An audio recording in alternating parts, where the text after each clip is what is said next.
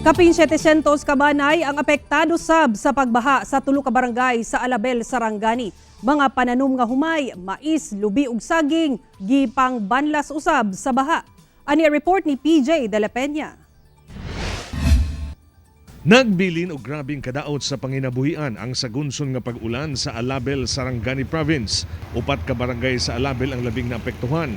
Ang barangay Bagakay, Poblasyon, Ladol ug barangay Kawas.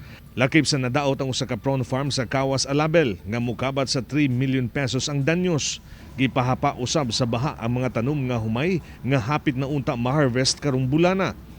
2 sab ka hektarya sa maisan ang nadaot ug anaa sa 30 ka bagong tanom nga punuan sa lubi ang gibanla sa baha, lakip na ang mga tanom nga saging. Anaa sa 769 households ang apektado sa pagbaha sa Alabel sukad niadtong April 4 hangtod sa April 6. Sumala sa MDRRMO Alabel ang pagbaha sa mga apektadong barangay gumikan sa paglapaw sa tulo ka mga sapa.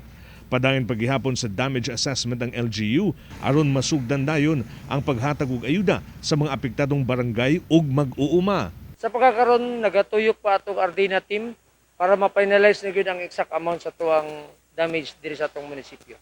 Samtang milihok sa pasaka nga direksyon ang low pressure area nga nagpaulan sa Mindanao. Alas 3 kagini ng kadlawon namataan kini 130 kilometers east of Hinatuan, Surigao del Sur. Samtang ang laing LPA nga pasulod sa par ang usa na ka-tropical depression.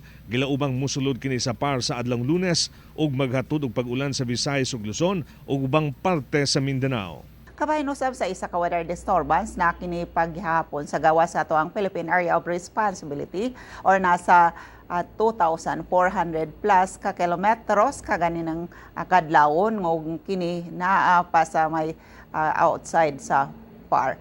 Ako si PJ De La Peña para sa One Mindanao.